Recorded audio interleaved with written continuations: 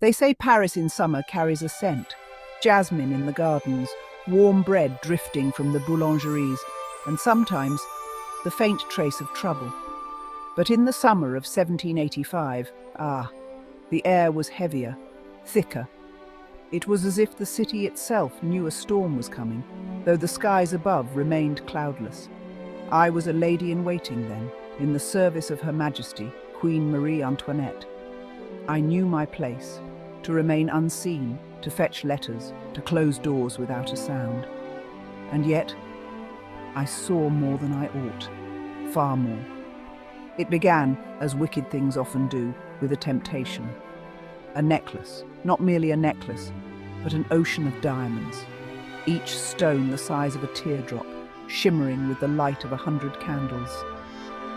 Commissioned for a king's mistress long since fallen from favour, it had languished in a jeweller's vault for years, awaiting the neck of a woman bold enough to wear it. And they said, who bolder than the Queen of France? But Her Majesty never desired it, not truly.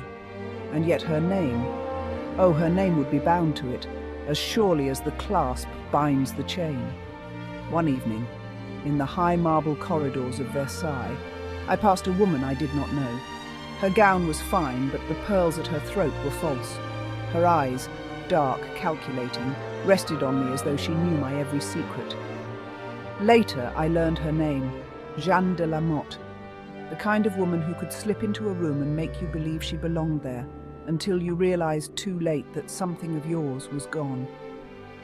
That night, she began whispering to a certain man, a cardinal, Louis de Rohan, a man with ambition so blinding it hid the edges of danger. Jeanne told him the Queen wished to make peace with him, that she would accept the diamond necklace as a token of reconciliation, if only it could be arranged discreetly.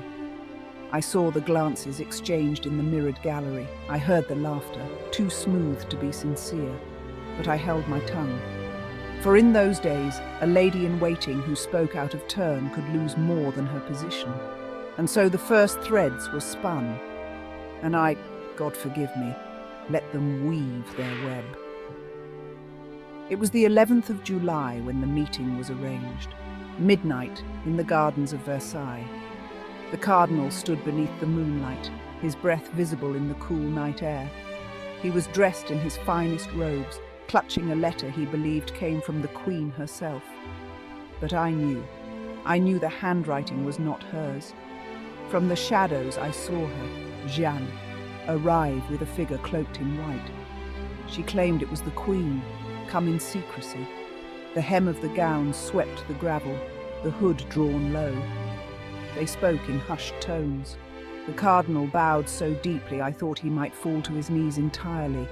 If only he had looked closer, he would have seen the deception. The so-called Queen was no more than a young actress, hired for the part. Her Majesty was not there. She had never been there. Days later, the necklace was handed over, passed through careful hands in back rooms and candle-lit salons. The jewelers believed they were serving the Queen. In truth, they served thieves. And when it unraveled, as all lies do, the city erupted. Pamphlets, whispers, insults hurled in the marketplace. They called her Madame Deficit. They spat her name.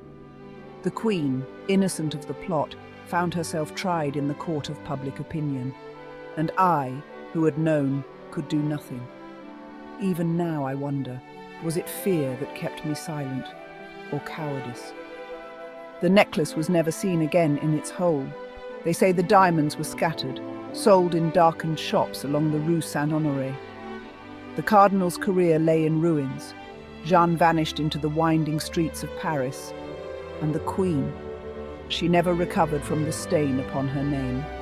But I have not yet told you everything. You must understand, truth is rarely pure and never simple. I have told you of the cardinal, of Jeanne, and of the necklace that slipped like water through the fingers of Versailles. But I have not told you where my own hands were that summer. I was in the room, not in the grand salons or the glittering corridors, but in the small places where deals are made. The back staircase that leads to the Queen's private antechamber. The alcove behind the tapestry of Diana the Huntress. I carried messages, slips of parchment pressed into my palm with eyes that warned me not a word. And one such message was not to the Queen at all. It was to Jeanne. You see, Jeanne knew my weakness. She had discovered, though I never told her, my family's debts in Paris. Debts my father left behind when he died. Debts that could see my mother's house taken, our name humiliated. She offered to pay them. All she wanted in return was for me to ensure a letter reached the cardinal without passing through the Queen's hands. I told myself it was harmless, a trifle, that the matter was above my station and not my concern. But I can still feel the parchment's edge in my fingers, soft from many foldings, carrying a perfume that was not the Queen's. That letter began the end. When the arrests came, they were swift and merciless. Jeanne was dragged from her bed before dawn, the cardinal taken in full ecclesiastical robes for all Paris to see. And the Queen, she looked at me once across the hall of mirrors. Her gaze lingered, not with accusation, but with something worse. Disappointment. I do not know if she ever learned my part. Perhaps she suspected. Perhaps she knew entirely. But she never spoke of it. And I, God help me, remained silent. Years have passed since then. Empires have risen and crumbled. The Queen met her fate beneath a blade. The cardinal lived out his days in disgrace. Jean escaped her prison and vanished into the world. And I still have one thing. A single diamond. No bigger than a fingernail, but enough to catch the light like a star in the darkness. I tell myself I keep it as a reminder. But sometimes, I fear I keep it as a trophy. And if I tell you the rest, you may not forgive me. It was not given to me. I took it. The night before the necklace vanished entirely, Jeanne had summoned me to a small apartment near the Rue Neuve Saint-Gilles. A place I had never been, hidden behind a crooked wooden door, the kind that sticks in winter. The rooms were dim, scented with candle wax and something metallic. She was not alone. Two men stood by the table, their coats damp from the rain. One poured brandy, the other handled the necklace, its river of stones glimmering even in the weak light. I remember thinking that it looked alive, like it might slither away if they weren't careful. Jeanne's voice was soft that night, almost kind. She told me the game was nearly over, that the necklace would be gone from Paris before dawn. And then she pressed a small pouch into my hand. I did not open it until I was home, alone, with the shutters drawn tight. My breath caught when I saw it. One perfect diamond, the size of my thumbnail, cool and sharp against my skin. It did not belong to me, but neither did it belong to those who would scatter the necklace to the wind. I told myself I was keeping it for my debts, that when the time came, I would sell it quietly and no one would know. But years passed, and I could not part with it. It became mine. A secret I could cup in my palm when the nights grew long and guilt crept in. When the scandal broke and the streets of Paris swarmed with pamphlets damning the Queen, I held that diamond and wondered, had I been a witness or a conspirator? The answer, I fear, is the latter. And now, after all these years, there are whispers again. A man asking questions in the cafes along the Rue Saint-Honore. A woman spotted in the alley behind the Theatre Italien, wearing pearls too fine for her station. They say she's looking for the last stone, and she knows. I have it. It came on an evening when the sky was the colour of tarnished silver, the kind of light that makes shadows stretch unnaturally long. I was seated by the fire, the diamond resting in its usual place, wrapped in a scrap of linen, hidden beneath the false bottom of my desk drawer. The first knock was gentle, too gentle. I rose, my heart already tightening. When I opened the door, the woman before me was a stranger only in face. In her eyes, I recognized something dangerous. determination, hunger.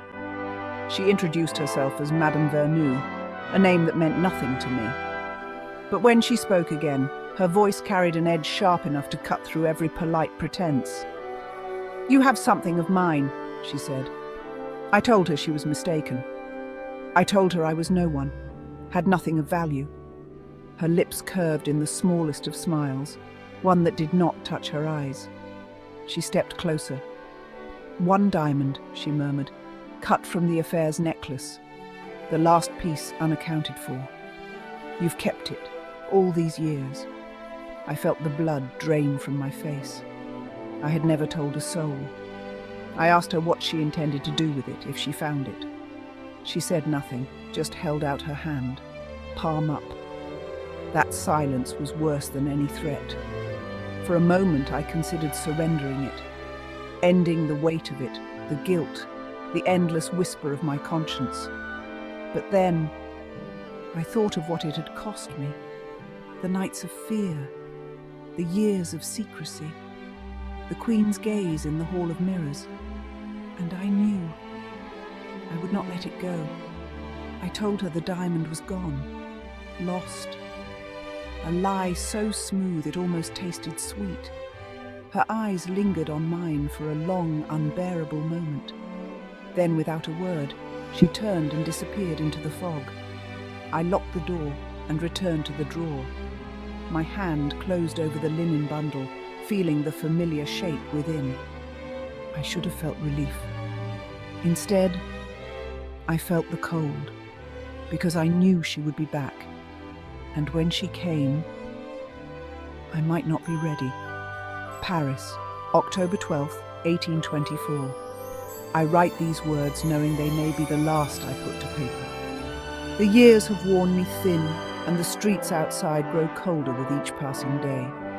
My hands tremble, yet not from age, but from the knowledge that the diamond is gone. I did not give it away, nor was it stolen in the dead of night, though I half expected it would be. No, it left me, as if it had a will of its own. Last evening, I woke to the sound of my desk drawer sliding open. The room was bathed in moonlight, and in that pale glow stood a woman, silent, still. Her face was hidden beneath a dark veil, but I knew. It was her, Madame Vernou, though surely the years should have changed her. She looked exactly as she had that night decades ago. I could not move, could not speak. She lifted the linen bundle from its hiding place, turned to me, and for the briefest of moments, I saw her eyes, glinting like the diamond itself. She did not run. She did not threaten. She simply whispered, "It was never yours." And then she was gone. I do not know if she was flesh or ghost. Perhaps she has been waiting all these years for my resolve to falter. Perhaps she was never truly human to begin with. What I do know is this: the drawer is empty now, and I feel lighter. Not relieved. No, the guilt remains, but as if the diamond's weight was never meant for mortal hands. If these pages are found, let them serve as warning. Some treasures do not belong to the living. They pass through us only to claim something in return. And for me, it claimed a lifetime. This fragment was discovered in a locked trunk at a modest townhouse on the Rue de Lille during the estate clearing of one Madame Elise Carreau. Inside were letters, receipts, and one leather-bound journal, its pages yellowed and brittle with age. The handwriting matched records of a Mademoiselle Claire Duval, known to have served as a lady-in-waiting to Queen Marie Antoinette in the years preceding the Revolution. Historical accounts place her at Versailles during the notorious Affair of the Diamond Necklace. The final entry, dated October 12, 1824, suggests that Mademoiselle Duval retained possession of a single diamond from the stolen necklace for nearly 40 years. Its fate, as described, remains uncertain. No such gem has been traced in auction records, nor in the holdings of any known collection. Curiously, among the effects in the trunk There was a torn scrap of linen, but no diamond.